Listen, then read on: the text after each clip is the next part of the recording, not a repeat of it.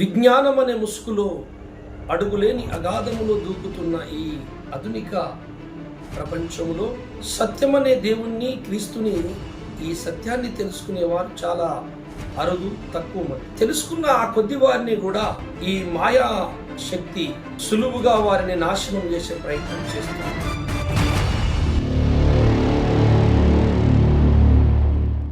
అందరికీ వందనాలు. Praise the lord. మన ప్రభు అయిన క్రీస్తు నుండి, మన తండ్రి అయిన దేవుని నుండి మీకు కృపా సమాధానము కలుగుగాక. ఆమేన్. శ్రీ సత్యదేవ మినిస్ట్రీస్ ఛానల్లో చూస్తున్నటువంటి క్రీస్తు దాసురాళ్లకు, సహోదరి సహోదరులకు, క్రీస్తునందు పిల్లలందరికీ మా నిండు మనస్సుతో స్వాగతము, ఘన స్వాగతం పలుకుతున్నాం. అనేక సత్యాలను, మర్మాలను తెలుసుకున్నటకు, క్రీస్తు స్వరూపములు చెక్కబడుటకు, ఆయన కొరకు సిద్ధపడుటకు ఈ వేద పాఠాలను మీరు తప్పక వినవలసిందిగా, చూడవలసిందిగా క్రీస్తు పేరిట వేడుకుంటున్నాను. మనము ఆలస్యం చేయక దేవుని వాక్యకాంతిలోకి ప్రయాణం చేద్దాం. నేటి మన ధ్యానము కొరకు ఎఫెసీ పత్రిక 6వ అధ్యాయము 12వ వచనాన్ని మనం ఒక్కసారి ధ్యానిద్దాం. ఏలయనగా మనము పోరాడున్నది శరీరులతో కాదు, కానీ ప్రధానులతోనూ, అధికారులతోనూ, ప్రస్తుత అంధకార సంబంధులకు లోకనాథులతోనూ, ఆకాశ మండలమందున్న దురాత్మల సమూహములతోనూ పోరాడుచున్నాము. చిన్న మాట ప్రార్థన చేసుకుందాం.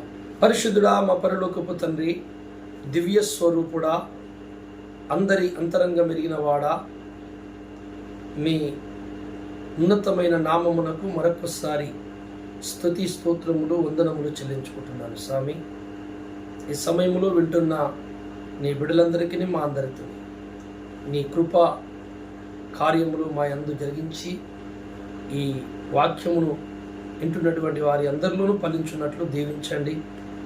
సాతాను ఆటంకములను తొలగించి మీ కృపగల్ల కార్యం ఇక్కడ జరిగించుమని, నీ ఆత్మ సంచారం ఉంచుమని, అనేక దృష్టికి పాఠాన్ని తీసుకెళ్ళి అందరినీ బలపరిచి నీ రాకడకు, నీ రాజ్యంగా సిద్ధపరచుమని మరొకసారి మీ పాదం దగ్గర వేడుకుంటూ జరగబోతున్న కార్యమంతని చేతికి అప్పచెప్పుకుంటూ, ఏ విషయంలో తండ్రి మీకు మేము అజ్ఞానులమై, అవివేకులమై ఉన్నాము, అపరాధులమై ఉన్నాము, ఆ విషయంలో మా అందరినీ సరిచేయమని, వాక్య కాంతిని అందరి ఉదయంలో ప్రకాశింప చేయమని మా రక్షకుడు ప్రభువైన యేసు నామములో ప్రార్థిస్తున్నాను తండ్రి. ఆమేన్. చదవబడిన లేఖన భాగములో మనము పోరాడుచున్నది శరీరులతో కాదు. ఈ యొక్క కనపడుతున్న ఈ భౌతిక ప్రపంచము మీద రెండు శక్తులు పనిచేస్తున్నాయి. ఒకటి దుష్టశక్తి, రెండవది దైవశక్తి. ఈ రెండు శక్తులు కనపడుతున్న ఈ ప్రపంచం మీద పనిచేస్తున్నాయి. దుష్టశక్తి ఏమో మనల్ని శాశ్వతంగా సర్వనాశనం చేయడానికి పనిచేస్తుంది. దైవశక్తి ఏమో మనల్ని పరిపూర్ణ చేసి రక్షించడానికి ప్రయత్నం చేస్తుంది. స్నేహితులారా, విజ్ఞానం అనే ముసుగులో అడుగులేని అగాధములో దూకుతున్న ఈ ఆధునిక ప్రపంచంలో సత్యమనే దేవుణ్ణి, క్రీస్తుని, ఈ సత్యాన్ని తెలుసుకునేవారు చాలా అరుదు, తక్కువ మంది. తెలుసుకున్న ఆ కొద్ది వారిని కూడా ఈ మాయా శక్తి సులువుగా వారిని నాశనం చేసే ప్రయత్నం చేస్తుంది. ఈ మాయాశక్తి మీద మనము గెలవగలమా? గెలుస్తామా? అక్కడ రాయబడిన ప్రకారంగా మనము పోరాడాలి. ఆ శక్తుల మీద పోరాడాలి. ఒక భక్తుడు దుష్టశక్తుల మీద పోరాడగలడా? మనం ఒక ఆలోచన చేయాలి. ఇక్కడ పోరాడలేము, మన వల్ల కాదు, మన శక్తి వల్ల కాదు. ఈ దుష్టశక్తి మీద భక్తుడు పోరాడాలంటే, ఈ కనపడని శక్తి మీద పోరాడాలంటే, గెలవాలంటే ఖచ్చితంగా ఆ ఇంకొక కనపడని శక్తి అయిన క్రీస్తుని ఈ యుద్ధ రంగంలోకి పిలవాలి. ఈ దేవుడు నీ పట్ల వచ్చి యుద్ధము చేయాలంటే ఈ మనిషి ప్రార్థన అవసరం. ఆ ప్రభుని ప్రార్థించాలి. ఆ ప్రార్థన చేసేవాడు తప్పకుండా తన తప్పుని ఒప్పుకొని వదిలిపెట్టే మనస్సు ఉండాలి. తన తప్పును ఒప్పుకొని వదిలిపెట్టలేనటువంటి మనసు గల్లవాడు ప్రమాదపు అంచుల్లో ఉన్నవాడు. తన తప్పు అని నిరూపించి తన తప్పు చూపించినప్పుడు శిరస్సు వంచి, అయ్యా నేను తప్పే చేశాను, నేను మళ్ళీ చెయ్యను అని బహిరంగంగా ఒప్పుకుంటే అతడు దేవుని దృష్టికి యథార్థవంతుడు కనుక తప్పకుండా దేవుడు అతన్ని నడిపిస్తాడు. యేసుప్రభుల వారు అంటాడు, మీ మీద నిందలు అపనిందలు చెడ్డ మాటలు పలికినప్పుడు మీరు సంతోషించుడి, పగ తీర్చుకునే ప్రయత్నం చేయకండి అంటాడు. చెయ్యని తప్పులు మీ మీద వేసినప్పుడు మీరు సహనము కలిగి ప్రార్థించండి అన్నాడు. అయితే చేసిన తప్పు మనము చూపిస్తుంటేనే ఒప్పుకొని నీ మనసు చెయ్యని ఒక నిందను నీ మీద వేస్తే నువ్వు ఒప్పుకుంటావా అంటే మరి ఇక్కడ సత్యానికి ఇతడు ఎంత దూరం ఉన్నాడు?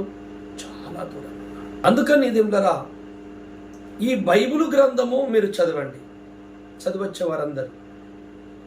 బైబిలు మిమ్మల్ని దిద్దుతుంది, బైబిలు నిన్ను బాగు చేస్తుంది, బైబిలు నిన్ను ధైర్యపరుస్తుంది, బైబిల్ నిన్ను ఉన్నత శిఖరాగ్ర స్థానానికి ఎదిగిస్తుంది, బైబిల్ నిన్ను ఎత్తుకుని ముద్దు పెట్టుకుంటుంది, బైబిల్ నిన్ను నడిపిస్తుంది, బైబిల్ నీకు విజయం ప్రసాదిస్తుంది.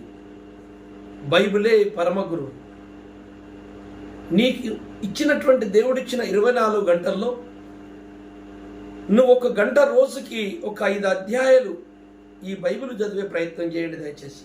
ఈ బైబిల్ నువ్వు ఒక్కసారి ఆదికాండం నుంచి ప్రకటన గ్రంథం దాకా ఒక్కసారి పూర్తి చేసి రెండవసారి నువ్వు ప్రారంభించినప్పుడు అప్పటి నుండి నువ్వు దేవుని ప్రత్యక్షత నీకు మొదలవుతుంది. మొదటిసారి చదివినప్పుడు నువ్వు టకటక చదువుకుంటూ వెళ్ళిపోతావు.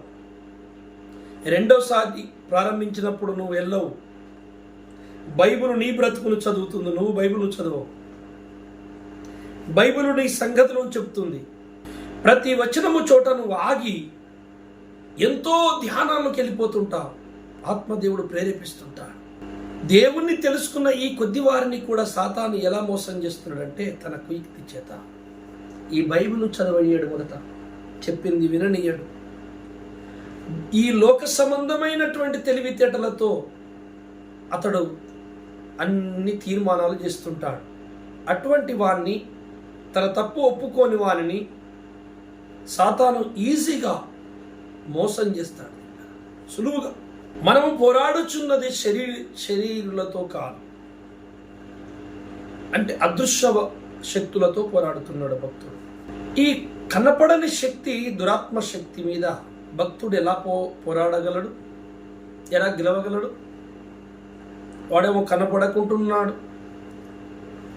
మనమేమో కళ్ళతో చూస్తున్నాం ఎటన్నా శత్రువు ఎక్కడ ఉన్నాడా అని. కనపడితే కొట్టగలం. ఈ కనపడని వారిని ఎట్లా కొట్టగలవు నువ్వు? కనుక ఈ కనపడని శక్తి మీద మానవుడు గెలవాలంటే, ఈ అదృశ్య శక్తి మీద, ఈ అదృశ్య ప్రపంచం మీద, ఈ చీకటి ప్రపంచం మీద భక్తుడు గెలవాలంటే ఇదిగో ఇంకొక అదృశ్య శక్తి, దైవశక్తిని నువ్వు పిలవాలి. ఆయన నీ జీవితంలోకి వస్తే నువ్వు గెలవగలవు. ఆ పరంధాముడు, ఆ సర్వశక్తివంతుడు, ఈ లోకమును జగమును చేసినవాడు, ఆ పరిశుద్ధాత్ముడు నీ మీదికి రావాలి. నువ్వు ఆయనని పిలవాలి. అట్టిగా రాడు. నువ్వు పిలిస్తే వస్తారు. సంఘమా, పిలువండి, పిలువండి. యథార్థ హృదయుల పిలుపుని అందుకుంటాడు యేసయ్య, పరిగెత్తుకుంటూ వస్తాడు. అంధకార రాజ్యమును నువ్వు గెలవలేవు.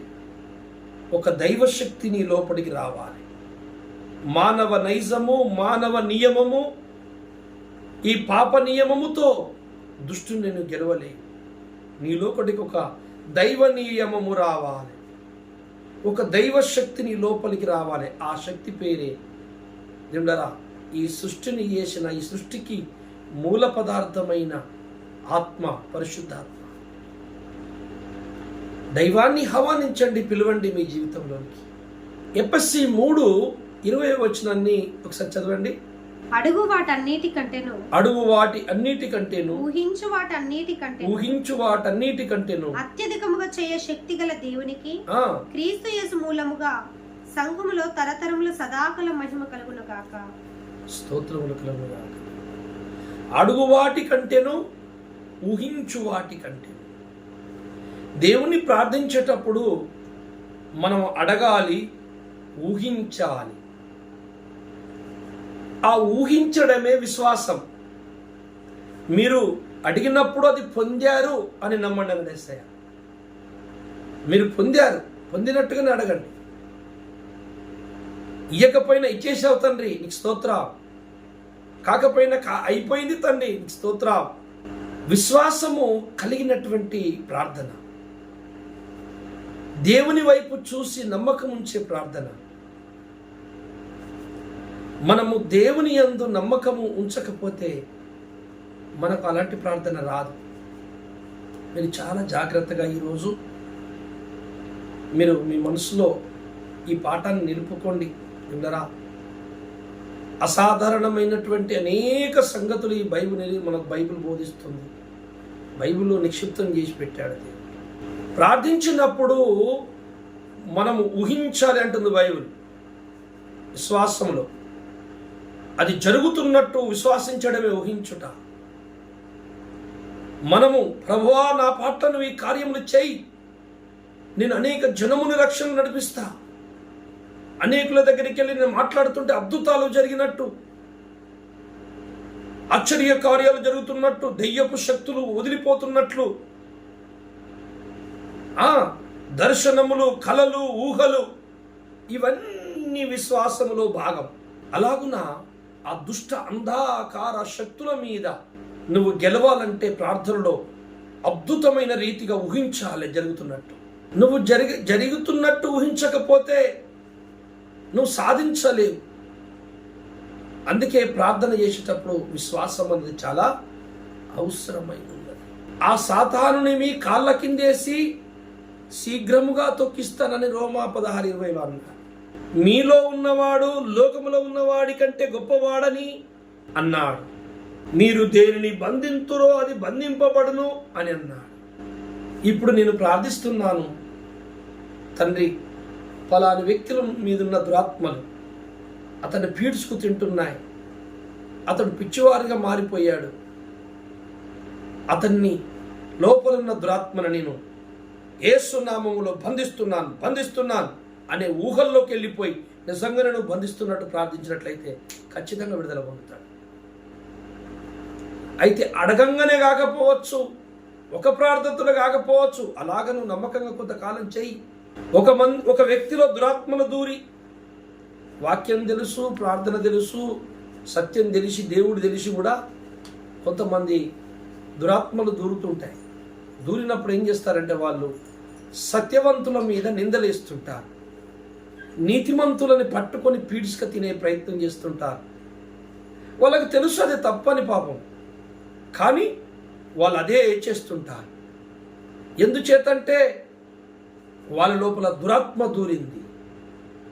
దురాత్మకు అనుకూలమైన కోరికలు కొన్ని ఉన్నాయి, ఆశలు వారికి. సత్యము తెలిసి కూడా లాభమేమీ లేదు.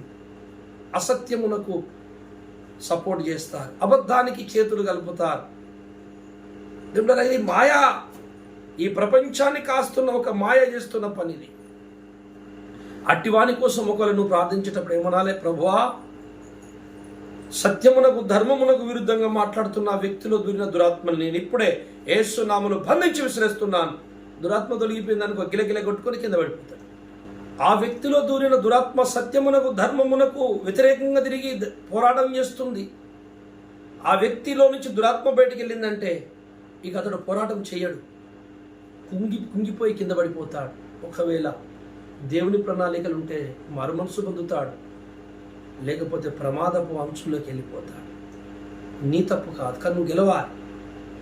భక్తుడా, నువ్వు మాత్రం గెలవాలి ప్రార్థనలో. ప్రార్థన అంటేనే పోరాటం, ప్రార్థన అంటేనే యుద్ధం. మొట్టమొదటి యుద్ధం ప్రార్థన. తర్వాత ప్రార్థన అయిపోయిన తర్వాత నువ్వు చేయవలసిన క్రియ రూపంలో జరిగే ఆ యుద్ధము ప్రేమ, తగ్గింపు, సహనము, ఎదురు చూచుట, వివేకముతో మాట్లాడుట, ఇవన్నీ కలుస్తేనే సాతాను మీద యుద్ధం. లూకాసు వార్త 11:10. అడుగు ప్రతి వానికి ఇయ్యబడును, అడుగు ప్రతివానికి ఇయ్యబడును, వెదకువానికి దొరుకును, వెతుకువానికి దొరుకును, తట్టువానికి తీయబడును మీతో చెప్పుచున్నాను. మీలో తండ్రి అయిన వాడు తన కుమారుడు చేపనడిగితే చేపకు ప్రతిగా పామునిచ్చునా, గుడ్డునడిగితే తేలునిచ్చునా? కాబట్టి మీరు చెడ్డవారయుండి మీ పిల్లలకు మంచి ఈవులను ఇయ్యనెరిగి ఉండగా పరలోకమందున మీ తండ్రి తన్ను అడుగు వారికి పరిశుద్ధాత్మను ఎంతో నిశ్చయముగా అనుగ్రహించున్నాను. నేను ఏమండి, అడుగుడి మీకు ఇయ్యబడును, తట్టుడు మీకు తీయబడును అంటే చాలా మంది అడిగింది దేవుడు మనకిస్తాడు గనుక నాకు బిల్డింగ్లు ఇవ్వండి, కార్లు ఇవ్వండి, పెద్ద చర్చ్ ఇవ్వండి, ఏసీ రూములు ఇవ్వండి, హోదా ఇవ్వండి, పలుకుబడి ఇవ్వండి, ఆరోగ్యం ఇవ్వండి, అందం ఇవ్వండి, ఈ భౌతిక ప్రపంచంలో గొప్ప రాజుగా నేను జీవించాలని అనుకుంటున్నారండి. బైబిల్ ఆ సంగతి బోధించింది అయితే నిజమైతే యేసుప్రభుల వారు ఒక కట్టుకున్న గుడ్డలతో దేశమంతా తిరుగుతున్నాడు, శిష్యులు అలా తిరుగుతున్నారు. అతడికి ఏ ఆస్తులు పెట్టి ఏమో ఎంజాయ్ చేశారు శిష్యులు. యేసుప్రభుల వారు వెళ్ళిపోయిన తర్వాత శిష్యులు ఏమిటరా దేవుని కొరకు హతసాక్షులైపోయారు, అనేక శ్రమలు అనుభవించారు. వాళ్ళు ఏది కోరుకోలేదే, మరి వాళ్ళ పోరాటం వేరు, మన పోరాటం వేరా? అయితే వాళ్ళు ప్రార్థనలు అడిగింది ఏంటో తెలుసా? దేవుని రాజ్యమును అడిగారు. ఆ దేవుని రాజ్యం అంటే ఏంటి? ఆత్మల్ని యేసు ప్రభు రూపములకు తెచ్చుట. తుప్పుబట్టిపోయిన ఇనుప సామానికి గ్యాస్ నూనెతో కడిగి దాన్ని ఫైల్ కొట్టి మళ్ళీ చమకాంచేటట్టు చేసుకున్నట్టు అన్నమాట. చెడిపోయిన ఈ మనుషులను, ఆత్మలను దివ్యవాక్యముతో శుద్ధి చేసి దేవునికి ప్రీతికారంగా దగ్గమని మెరిసే ముత్యములాగా మార్చుడన్నమాట. అలాంటి పనులు చేశారు. ఆ పని మీద ఎన్ని ఆకలు, దప్పికలు, కరువులు, బాధలు, కష్టాలు ఎదురైనాయి. కొన్నిసార్లు ఆనందం, సంతోషం కూడా అనుభవించారు. అలా సాగిపోయింది యాత్ర వాళ్ళది. ఆ వారసత్వపు ఆ యొక్క యాత్ర అలాగే రావాలి. ఇప్పుడును యేసు వచ్చే వరకు అలాగే ఉండాలి. ఒకవేళ ఇస్తే ఉన్నదేమో మనకు డబ్బు, దాని మీద కాదు మన మనసు దేవుని రాజ్యం మీద, నీతి మీద, ధర్మం మీద, సత్యం మీద ఉండాలి మన మనసు. అడుగుడి అనగానే ఏమడుగుడి అంటే కిందకి వచ్చినాక అన్నాడు, అడుగు వానికి నా ఆత్మను నిశ్చయముగా ఇచ్చింది. అది ఈ భూమి మీద భక్తునికి నిజమైన ఐశ్వర్యము, నిజమైన ధననిధి పరిశుద్ధాత్మ. పరిశుద్ధాత్మ నీ ధైర్యం, నా ధైర్యం, మన నిరీక్షణ, మన బలము. పరిశుద్ధాత్మ మన ఐశ్వర్యము, ధనమునిధి, కృపానిధి. పరిశుద్ధాత్మ ఉంటే చాలు. దేవుడరా, ధనము, ఐశ్వర్యము, ఈ మనుషులందరూ నిన్ను మెచ్చుకున్న రాని సంతోషము నీలో పరిశుద్ధాత్మ ఉంటే వస్తుంది. ఆ పరిశుద్ధాత్మ నీ లోపలికి రావాలి. అడుగువానికి ఆ పరిశుద్ధాత్మ వచ్చిన తర్వాత నువ్వు దేన్ని బంధించుతూ అది బంధింపబడును, దేన్ని తొక్కుతూ అది తొక్కబడును. అప్పుడు నీ లోపల ఉన్న ఆత్మ లోకంలో ఉన్న వాడి కంటే గొప్పవాడంటుంది బైబిల్. అందుకని వినరా, ఆయన ప్రార్థన ఒక వ్యక్తి కాదు, భూప్రపంచంలో ఒకే సమయంలో లక్షల మంది పరిశుద్ధుల ప్రార్థనను వినేయగలిగే మహాశక్తి క్షేత్రము యేసయ్య. ఇక్కడ ప్రార్థన చేస్తున్న నా దగ్గర ఉంటాడు, వింటాడు. అమెరికాలో ప్రార్థన చేస్తున్న భక్తుని దగ్గర కూర్చొని వింటాడు. సమస్తము ఆయనకు లింక్ చేయబడి ఉన్నది. సమస్తము ఆయన స్వాధీనములో ఉన్నది. సమస్తము ఆయన స్వాధీనంలో ఉన్నది కానీ, సమస్తము ఆయన వశములో ఉన్నది కానీ, ఆయన దేని వశము కాడు. ఆయన దేనికి బందీగాడు. అన్ని వస్తువులను బంధించవచ్చు. నీరు, గాలి, భౌతిక ప్రపంచములో ఉన్నటువంటి పంచభూతాలను ఏదో ఒక దాంట్లో బంధించవచ్చు. కానీ దైవాన్ని బంధించడం ఎవరి వల్ల కాదు, కాలమును బంధించడం ఎవరి వల్ల కాదు. ఆ కాలమే దైవ స్వరూపం. మీరు సమయాన్ని పోనీయక సద్వినియోగం చేసుకోండి అన్నాడు. నేను భూత వర్తమాన కాలాలలో ఉండువాడను, నేనే ఆది అంతం, ఈ మధ్యల కాలమంతా నేనే అన్నాడు ఆయన. క్రీస్తు మహాశక్తి క్షేత్రం ఒకే సెకండ్లో కొన్ని కోట్ల మందిగా విభజింపబడి కోట్ల మంది యేసులుగా కోట్ల మంది దగ్గర కూర్చోగలడు. అంత గొప్ప దేవుడు. ఆయనను ఏం ధ్యానించగలం? భూలోకములో ఇంతమంది దగ్గర ఉండగలడు, కోటాను కోట్ల దేవదూత లోకాలలో కూడా ఉండగలడు. ఆ మహాదేవుడు అంతటి మహిమను అక్కడ పెట్టి, అంతటా ఉండగలిగే మహిమను అక్కడ పెట్టి, సర్వజ్ఞత, సర్వవ్యాపకుడు, సర్వశక్తివంతుడు. ఆ సర్వశక్తి అక్కడ పెట్టేశాడు, సర్వజ్ఞానం అక్కడ తెలుసుకునే తనం అక్కడ పెట్టేశాడు, సర్వవ్యాపకత్వం అంతటా ఉండే శక్తిని అక్కడ పెట్టేసి తను రిక్తునుగా చేసుకొని వచ్చాడు. ఆయన సృష్టికర్తను ఒకప్పుడన్న ఒక స్పృహ ఉంది, కానీ ఆ శక్తి కానీ ఆ వ్యాపముగా ఎక్కడ అంతటా ఉండే శక్తి కానీ అన్ని చేయగలిగే శక్తి కానీ లేదు. నరుడు క్రీస్తు యేసు నరుడు అంతే. ఎందుకంటే నరులను గెలిపియాలి, నరులను బ్రతికియాలంటే దేవుడు కంప్లీట్ నరుడు రావాలి, లేకపోతే ధర్మం ఒప్పుకోదు, దైవ చట్టం. నీతిమంతుడు లేడు, ఒక్కడు లేడు. ఇప్పుడు దైవమే నరుడుగా వచ్చి నీతిమంతుడనే నరుడు నీతిని నెరవేర్చి అతన్ని చంపి పడిస్తే తిరిగి లేస్తున్నాడు. నేనే మార్గం, సత్యం అంటున్నాడు. అట్టి వారిని మన యుద్ధములోకి తీసుకురావాలి, యుద్ధ రంగములోకి తీసుకురావాలి, యుద్ధ భూమి మీదికి తీసుకురావాలి. రండే సూర్యుడా, మాతో యుద్ధము చేయండి సాతాను శక్తులతో అంటే అప్పుడు దేవుడు నీ కాళ్ళ కింద సాతానును తొక్కిస్తాడు. ఒకసారి బైబిల్లో దేవుడరా ఒక వ్యక్తిని యుద్ధానికి పిలిచాడు దేవుడు. ఒక వ్యక్తి, ఆయన పేరు గిద్యోను, మీ అందరికీ తెలుసు. పాత నిబంధన కాలములో యుద్ధానికి పిలిచి అప్పుడు జరిగిన యుద్ధాలు కానీ అప్పుడు జరిగిన అనేక సంఘటనలు, పాత నిబంధన సంఘటనలు ఇప్పటి ఆధ్యాత్మిక ప్రపంచానికి సాదృశ్యంగా ఉన్నాయి. మనం అనేక సంగతులను, పాఠాలను పోల్చుకొని చూసుకొని ఇంత కరెక్ట్గా దేవుడు జరిగించాడని మనము ఆశ్చర్యపోయి దేవునికి దగ్గర కావాలని దేవుడు ఇదంతా రాయించాడు. ఆ గొప్ప దేవుడు ఒక్క విషయం బైబిల్లో మనకు తెలియపరిచాడు. దేవుడరా, న్యాయాధిపతుల గ్రంథము 7వ అధ్యాయము 4వ వచనం చదవమ్మా. 10,000 మంది నిలిచి ఉండగా యెహోవా, ఈ జనులు ఇంకా ఎక్కువ మంది, నీళ్ళ యొద్దకు వారిని దిగజేయుము, అక్కడ నీ కొరకు వారిని శోధించెదను. ఇతడు నీతో కూడా పోవాలని నేను ఎవరిని గురించి చెప్పుదునో వాడు నీతో పోవలను, ఇతడు నీతో పోకూడదని ఎవరిని గురించి నీతో చెప్పుదునో వాడు పోకూడదని గిద్యోనుతో సెలవిచ్చాను. దేవుడరా, న్యాయాధిపతుల కాలములో ఇశ్రాయేలుకు రాజు లేడు. కొంతమంది న్యాయాధిపతులతో నడిపించాడు, అందులో గిద్యోను. ఇశ్రాయేలును రక్షించుటకు, వారి పట్ల వారి తరపు నుండి యుద్ధము చేయుటకు గిద్యోన్ని దేవుడు ఒక నాయకునిగా ఎంచుకున్నాడు. అయితే ఇక్కడ చిత్రం ఏంటో చూడండి.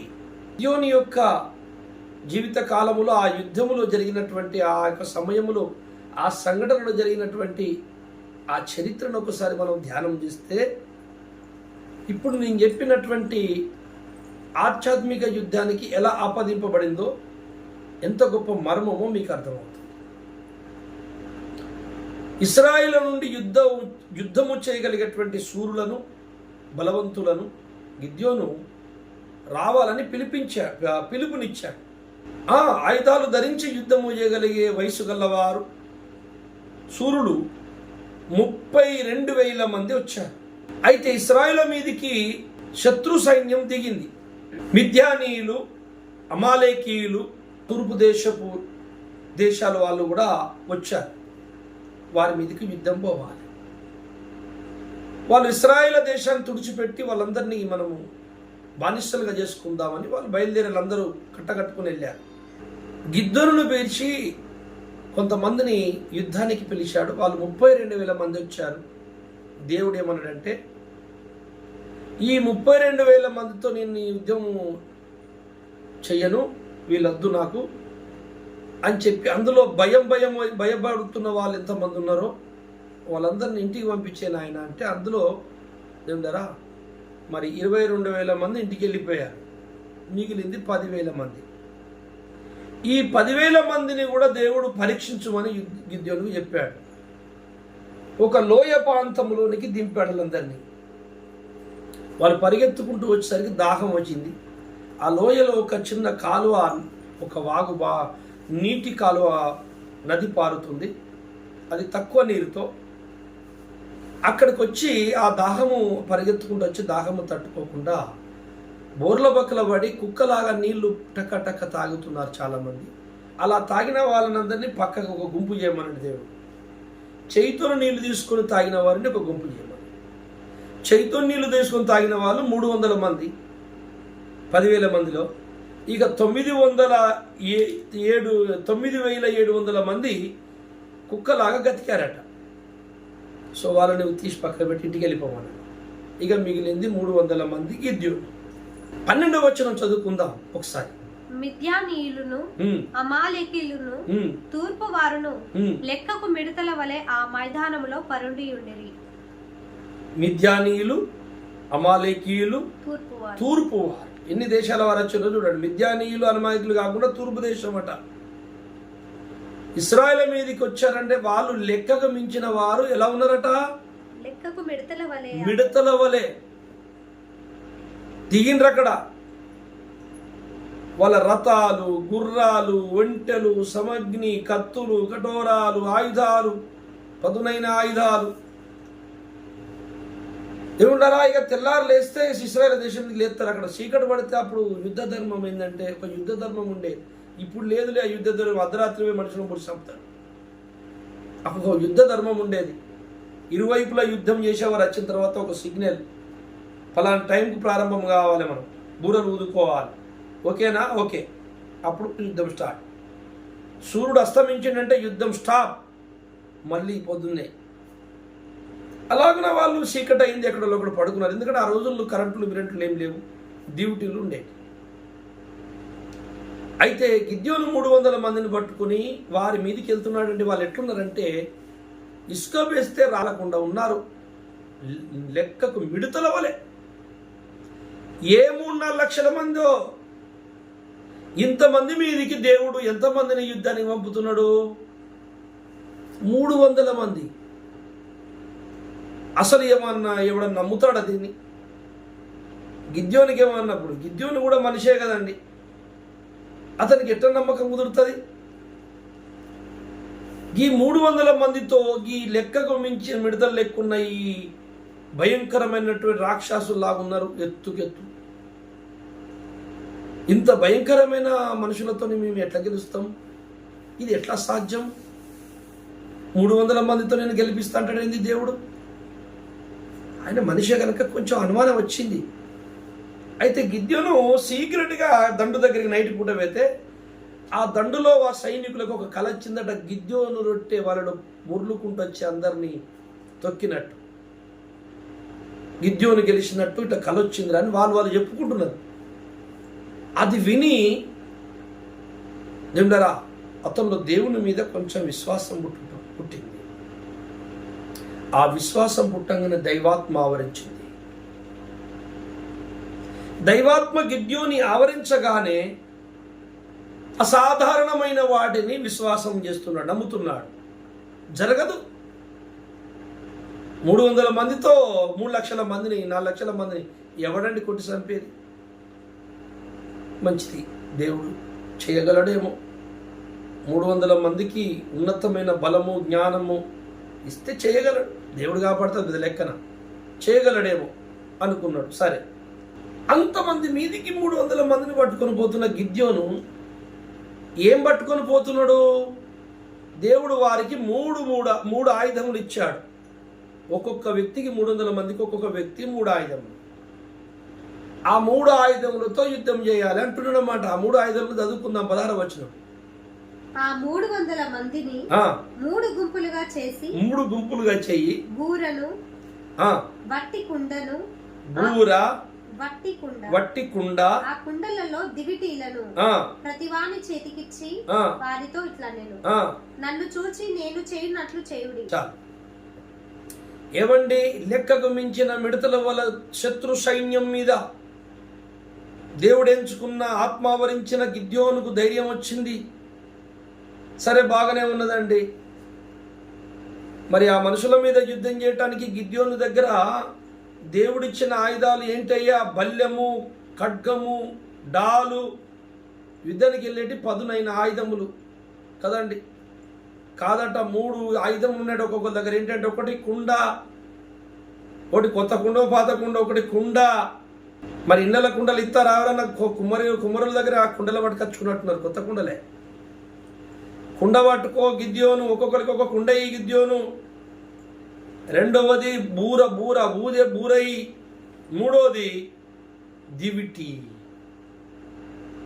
ఈ 3 వస్తువులతోనే మీరు ఈ లక్షల మంది మిడతలు, ఆ లెక్కకు మిడతల కంటే ఎక్కువ ఉన్న ఈ మందిని మీరు చంపేయండి. ఎవడైనా నమ్ముతాడండి? మీరు ఆలోచించండి. దేవుడి యొక్క అసాధారణమైన విజయాలు, అద్భుతమైన విజయాలు బైబిల్లో మనకు కనబడుతుంటాయి. మానవుని అతిశయించుటకు అవకాశం ఇయ్యడు దేవుడు. మానవుడు అతిశయించుటకు అవకాశం ఇయ్యడు దేవుడు. దేవుని నామమే గణపరుచుకుంటా. అందుకే పౌలు అంటాడు, అత్యధికమైన కృపావరాలు కలిగిన నేను ముట్టుకుంటే దయ్యాలు పోతున్నాయి, రోగాలు పోతున్నాయి. వామ్మో, నా హృదయం ఎడక గర్విస్తుందో ఏమో అని ఆయనకు ఒక ముళ్ళు పెట్టిండట. నువ్వు గర్వించద్దు, అతిశయించద్దు నాన్న, నేను ఉత్తో నేను పనికిరానని అనుకుంటూనే చెయ్యి అద్భుతాలు. ఇది దేవుడు చేసే పని. సత్యవంతుడు, దేవుని ఆత్మ కలిగిన సేవకుని గుర్తుపట్టడము ఎవరి వల్ల కాదు. నువ్వు దైవాత్మ కలిగితేనే గుర్తుపడతావు. పిచ్చివాళ్ళ కనపడతాడు, వెర్రి మాటలు కనపడతాయి. ఆయన చెప్పేది నీకు అర్థం కాదు, అట్టెట్టవుతుంది అంటావు. కానీ అట్లనే అవుతుంది. ఎవరైనా కుండలు పట్టుకొని పోయి యుద్ధం చేస్తారా? మీరు చెప్పండి. అక్కడ పోయిన తర్వాత కుండ పట్టుకొని పోయిండు. గిద్యోను సైన్యము 300 మంది, ఎక్కువ లేదు. కుండలు పట్టుకొని పోతే వాడు అమాలేకీయుడు, మిద్యానీయుడు, బలమైన వాడు ఖడ్గం పట్టుకొని ఒకరి మీదకి వచ్చిండు, ఇశ్రాయేలు గిద్యోను సైన్యం మీదకి. వీడు ఏమేమి ఆగము అని కుండటం పెడితే ఆ ఖడ్గం ఇరిగిపోతుందా? కుండలు పట్టుకున్న చేయితో సహా ఉసిపోతుంది. మరి కుండతో ఎట్లా గెలుస్తాడు? పోనీ దివిటీలు ఎందుకు అన్నాడు అసలు? దివిటి దేనికి? వచ్చిన శత్రు సైన్యంని ఈ దివిటి అంటే లైటు, ఇది పెట్టి ఆగన్నా నీ ముఖం చూపెట్టి నువ్వు ఎవరు చూపెట్టినాక చంపని అంటాడా? ఈ దివిటి పెట్టి చూసి అని దివిటితో చంపుతాడా? ఇది కుదరదు. అంటే అక్కడికి పోయి ఆ శత్రు సైన్యం దగ్గరికి, ఆ శత్రువుల ముందుకు పోయి బలమైనటువంటి దేహదారుఢ్యము కలిగిన శక్తివంతమైన యుద్ధశూరులైన అమాలేకీయుల దగ్గరికి వెళ్ళి ఈయన బూర ఊదితే ఆ బూర సౌండ్కి వీళ్ళు గాలిలో కొట్టుకోపోతారా? అట్లా జరగదు. దేవుళ్ళారా, ఈ 3 ఆయుధములు వీళ్ళకి ఎందుకు ఇచ్చారంటే వీటితోని వాళ్ళు యుద్ధమే చెయ్యరు. యుద్ధము యెహోవాదే. దేవునికి మహిమ కలుగునుగాక. అందుకే ఇరుకో గోడల చుట్టూ మీరు తిరిగి చివరి రోజు మీరు బూరలు ఊదండి, అరవండి, అదే కూలిపోతుంది అంటాడు. అంటే మీరు కూలగొట్టలేదు, బూర ఊది దేవుడు చెప్పినట్టు కుండ పగలగొట్టారు. ఈ కుండ పగలగొడితే కలింది చేస్తారని అడగలే దేవుడిని గిద్యోను. పగలగొట్టమన్నాడు, పగలగొట్టేయండి, ఏం జరుగుద్దో చూద్దాం అని నమ్మాడు. నమ్మినందుకు జరుగుతున్న కార్యం ఇది. కుండలు వలగొట్టింది. కుండ వలగొడితే ఏం జరుగుతుంది? అక్కడ పారిపోతున్నారు. ఏమైందో ఏమో, పారిపోతున్నారు. చాలామంది ఏం చేస్తున్నాడు దేవుడు అంటే వారే పొడుచుకొని చస్తున్నారు. ఇప్పుడు కడవరి దినములో ఇశ్రాయేలు మీదికి ఒక యుద్ధం జరగబోతుంది. ఈ యుద్ధం కాదు, ఇంకొకటి ఉన్నది, దేవుడు చేసే యుద్ధం. హెచ్కేల్ గ్రంథం 38వ అధ్యాయం 21వ వచనంలో ఉంటుంది. అది అక్కడ ఏం జరుగుతుందో చూడండి. నా పర్వతములన్నిటిలో అతని మీదికి ఖడ్గము రప్పించెదను, ప్రతివాని ఖడ్గము వాని సహోదరుని మీద పడును. చాలు దేవులారా, చుట్టుపక్కల ఉన్న ఇశ్రాయేలు యొక్క శత్రు దేశాలన్నీ కూడా ఒకనాడు మొత్తం అందరూ ఇశ్రాయేల్ దేశం మీదకి వస్తారట. అప్పుడు ఇశ్రాయేలు కత్తి పట్టరు, బాంబు పట్టరు, ఏ యుద్ధం చేయరు. ఆ కొండల మీద దేవుడు అగ్ని వర్షము, దేవులరా భూకంపములు, తెగుళ్ళు, అట్లా చాలా మందిని దేవుడే చంపేస్తాడు. అయితే అక్కడ ఒకటి జరుగుద్ది, ఇది కూడా జరుగుద్ది. ఏంటంటే వారు ఒకరినొకరు వాళ్ళు వచ్చినోళ్ళే వాళ్ళు కొట్టుకొని చచ్చిపోయారు. అలా శత్రువులు, సాతాన శక్తులు కూడా ఈరోజు మన కనపడని మాయాశక్తులు, మన యుద్ధోపకరణములు శరీర సంబంధమైనవి కావు. అంటే భౌతికమైన ఆయుధములు పనిచేయవు. మనము గిద్యోనులాగా కుండ పట్టుకొని పోరా అంటే కుండ పట్టుకొని యుద్ధానికి పోవాలి. ఎవ్వడు ఓడసలు కుండలు పట్టుకొని బూరలు పట్టుకొని లెక్కకు మించి మిడతల వలె సైన్యం, లక్షల సైన్యం మీదకి ఎవడండి యుద్ధం పోతాడు కుండ పట్టుకొని? నమ్ముతాడా? ఎడన్నా పోమంటే పోతారా? సేవకుడు అమ్మ నువ్వు గట్టెళ్ళు గా పని చేయమంటే ఏమో అన్న అట్లా పోతా, ఇదో కాదు నేను ఇట్లా పోతా అంటాం. సేవకుని నోటి నుండి దేవుడు మాట్లాడతాడు, నిన్ను పరీక్షిస్తాడు. ఒక్కొక్కసారి పిరికడు మట్టి బుక్కుమంటే బుక్కాలే. ఒక ప్రవక్తని పిడికల మీద రొట్టెలు, ఆ మనిషి మాలిన్యంతో ఆ పిడికల మీద రొట్టెలు చేసుకొని తినమంటాడు. ఒక ప్రవక్తగా వ్యభిచారిణిలో కన్న పిల్లల్ని తీసుకొచ్చి నీ పిల్లలుగా చేసుకో అంటాడు. చచ్చుకుంటూ పోయి పట్టుకొచ్చి పెళ్లి చేసుకొని ఆ పిల్లల్ని తన పిల్లలుగా చేసుకున్నాడు. దేవునికి కావాల్సింది తను ఎటు తిప్పితే అటు తిరిగే ఆయుధం.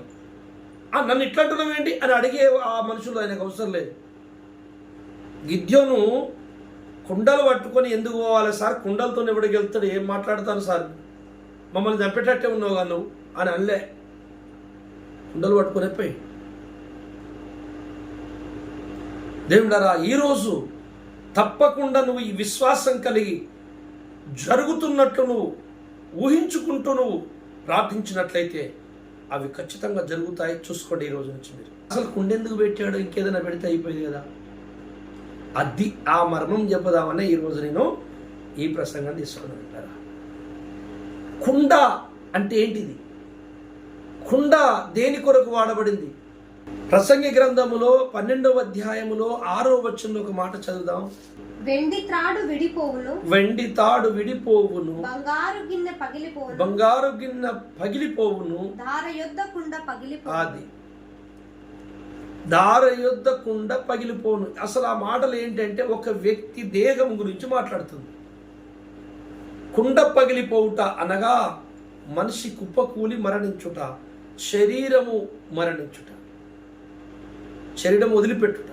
కుండ పగిలిపోవుట, భూమి మీద ఉన్న వాడి శరీరాన్ని వదిలిపెట్టి వెళ్ళిపోతాడు, చనిపోతాడు అనే దాని గురించి రాశాడు. కుండ అనగా శరీరము. 2వ కొరింథీ 4వ అధ్యాయం 7వ వచనం చదవండి ఒకసారి.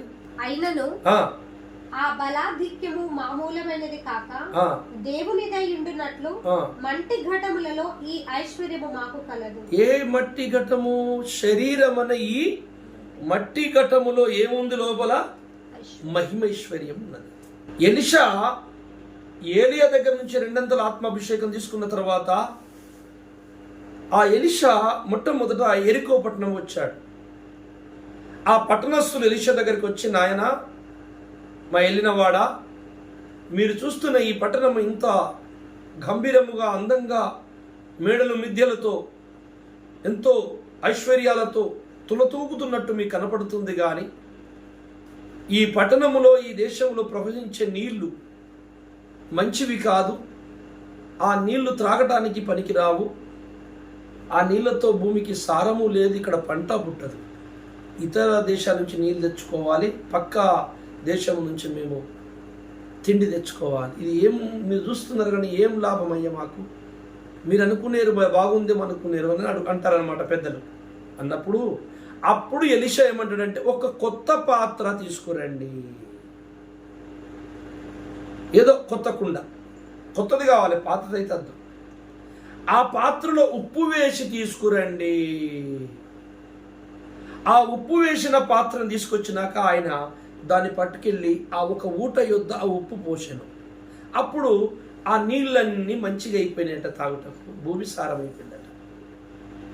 ఆ చరిత్ర దేన్ని సూచిస్తుంది? ఇరుకో పట్టణము లోకమును సూచిస్తుంది, లోక పాపమును సూచిస్తుంది.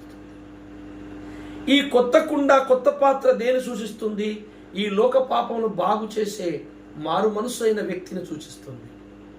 ఉప్పు దేని సూచిస్తుంది? ఈ రుచి లేని నాశనమైన ఈ ప్రపంచానికి రుచికరమైన బోధ చేసే ప్రవక్తను సూచిస్తుంది. మారు మనసు పొందిన ఒక వ్యక్తిని సూచిస్తుంది ఆ కొత్త కుండ. మారు మనసు అంటే కొత్త కుండ కావాలి, కొత్తగా మీరు జన్మించుడి అనేసే అంటాడు. ఒకడు కొత్తగా జన్మించకుండా నా రాజ్యం రాడు అనేసే అంటాడు. అంటే కొత్తగా అయిపోవాలి, కొత్త కుండవు కావాలి. అప్పుడే నీ లోపల పరిశుద్ధాత్మ రుచికల్లా ఉప్పేస్తా. మీరు లోకమునకు ఉప్పై ఉండుడి.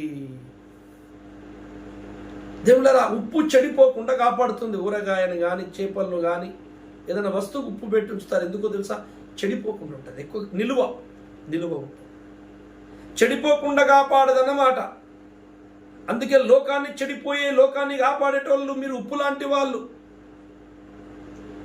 చూశారా? దివిటి, మీరు వెలుగులు, జ్యోతుల వలె ప్రకాశించుడి. గిద్యోను దివిటి పట్టుకపోయాడు యుద్ధానికి. మనము జ్యోతిలాగా ప్రకాశించాలి. పరలోకమందున్న మీ తండ్రి మహిమపరచబడినట్లు భూమి మీద మీరు జ్యోతుల వలె ప్రకాశించుడు. అనేకుల ముందు సహనము, ప్రేమ, దయా, దైవత్వాన్ని ప్రకటిస్తుండాలి. అదే దివిటి.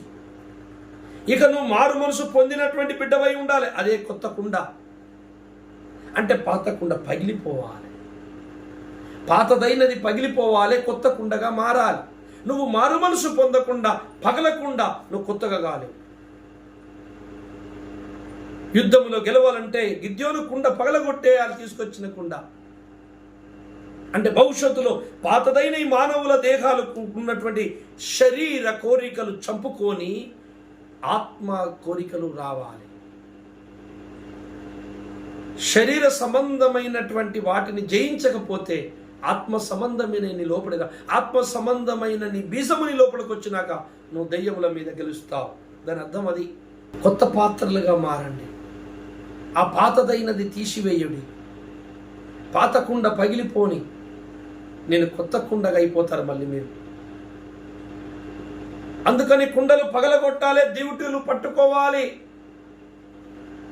బూరలు ఊదాలి, సువార్త చేయాలి.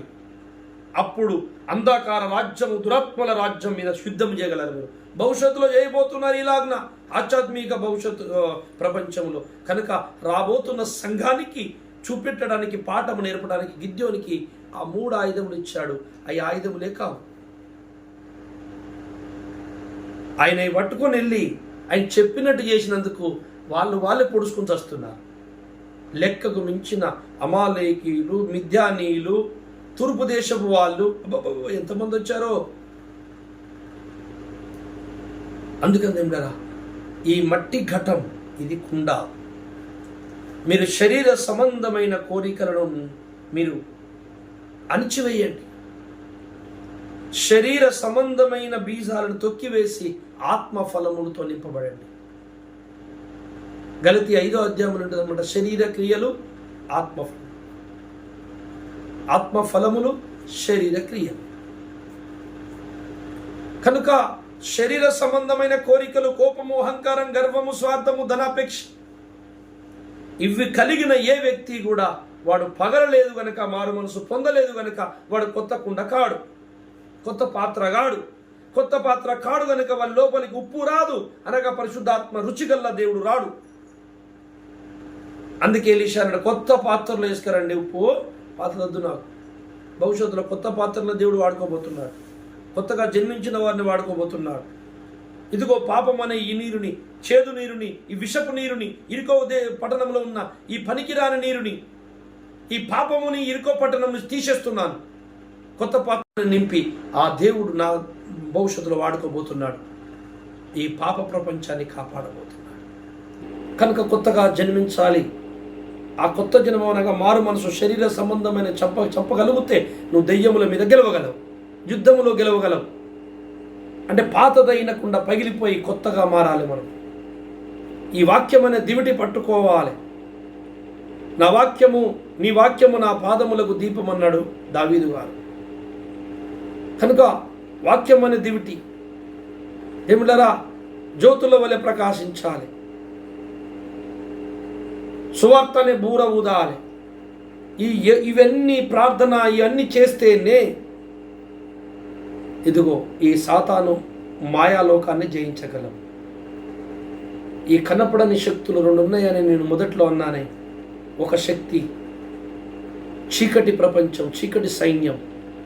ఆ చీకటి సామ్రాజ్యానికి అధిపతి అయిన సాతాను, లూసిఫర్, వాని సైన్యం మీద యుద్ధం చేయడానికి దేవుడు మనల్ని వాడుకోబోతున్నాడు. కొత్త పాత్రగా చేస్తే, కొత్త పాత్రగా అంటే మారు మనసు పొందితే మన లోపల ఉప్పు లాంటి శక్తిని నింపబోతున్నాడు, బలమైన ఆత్మను నింపబోతున్నాడు. కనుక మనందరం ప్రార్థించినప్పుడు ఆ శక్తి నా లోపల ఉన్నది.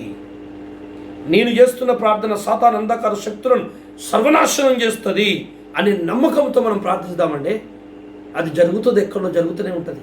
నీకు తెలియకుండా కొన్ని తెలుస్తాయి, కొన్ని తెలివై, కానీ నీ ప్రార్థన అయితే వ్యర్థం పోదు. ఈ భూలోక ప్రపంచం మీద తిరుగుతూ ఉంటుంది నీ ప్రార్థన, తిరుగుతూ ఉంటుంది. మాంత్రిక దుష్ట అంధకార శక్తులు, మంత్రగాళ్ళు, రకరకాల మాంత్రిక విద్యలు, ఈ అభిచార కాండము మొత్తం సర్వనాశనం అయిపోవాలి. ప్రపంచం మీద ఉండద్దు. నా దేవుని సువార్తను ఆటకిస్తూ, దేవుని రాజ్యాన్ని కట్టబడకుండా ఆటకిస్తున్న అంధకార శక్తులను దేవుడు బంధించాలని మనం విశ్వాసం ప్రార్థన చేద్దాం, యుద్ధం చేద్దాం. లేండి, దేవుడు ఈ పాఠము మీ హృదయంలోను, మీ ఇంట్లోను, మీ అందరిలోనూ ఫలింపచేయునుగాక. ప్రార్థన చేసుకుందాం. దివ్య స్వరూపుడా, ఈరోజు మాకు ఒక పాఠాన్ని నేర్పించావు తండ్రి. మేము చేస్తుంది యుద్ధము కనపడని వారి మీద. కనపడని వారి మీద గెలవాలంటే కనపడని మరొక శక్తి, దైవశక్తి మీకు అవసరము. ఆ దైవశక్తి వచ్చినప్పుడు అసాధారణమైనటువంటి కార్యాలు జరుగుతాయి. గిద్యోను లెక్కకు మించినటువంటి దండు మీదకి వెళ్ళుటకు 300 మందిని, ఆ 300 మంది కూడా యుద్ధం చేయలేదు ప్రభువా. వాళ్ళు ఒక కుండను, దివిటిని, అయ్యా ఒక బూరను పట్టుకొని వెళ్ళారు. అక్కడ యుద్ధం చేసింది నీవు నా తండ్రి, అన్ని జరిగించింది నీవు, గెలిపించింది నీవు. అలాగున ఈరోజు కొత్త పాత్ర తెమ్మని ఆ రోజు మరి అయ్యా ఎలీషా చెప్పినట్లు ఈరోజు మీరు కొత్తగా జన్మించిన వాళ్ళు నాకు కావాలని మీరు పిలుస్తున్నారు. పరలోక ఎలీషా, మా యేసయ్యానికి స్తోత్రములు. ఇదిగో మమ్మల్ని వాడుకోండి, కొత్త పాత్రగా చేసుకోండి, వాడుకోండి, నీ ఆత్మతో నింపండి. ఇన్నటువంటి బిడ్డలందరిలో ఈరోజు ఒక కొత్త ఆలోచన రావాలి. నా దేవుని కొరకు నేను నా శరీర కోరికలను చంపుకోగలిగితే, నా శరీర సంబంధమైన ఆలోచనలు చంపుకోగలిగితే నా దేవుని చేతులను వాడబడే ఒక కొత్త పాత్రను అవుతాను అని అందరూ తీర్మానం చేసుకొని బలమైన ప్రార్థన పరులుగా, సాతాను రాజ్యాన్ని కూలగొట్టే ప్రార్థన పరులుగా తయారు చేయమని, ఈ ఇన్నటువంటి మాటలు ఇంటున్నటువంటి వారి హృదయంలోను, వారి కుటుంబంలోను అద్భుత కార్యాలు జరిగి ఆశీర్వాదం దిగువచ్చున్నట్లు దీవించుమని, అందరినీ బాగు చేయమని, కాపాడుమని మా రక్షకుడు ప్రభువైన యేసు నామములో ప్రార్థిస్తున్నాను తండ్రి. ఆమేన్, ఆమేన్. అందరికీ వందనాలు. Praise the lord. దేవుడు మిమ్మల్ని దీవించునుగాక. మరస్కోర్ అన్నాడు. మళ్ళీ కలుసుకుందాం. అందరికీ వందనాలు. Praise the lord.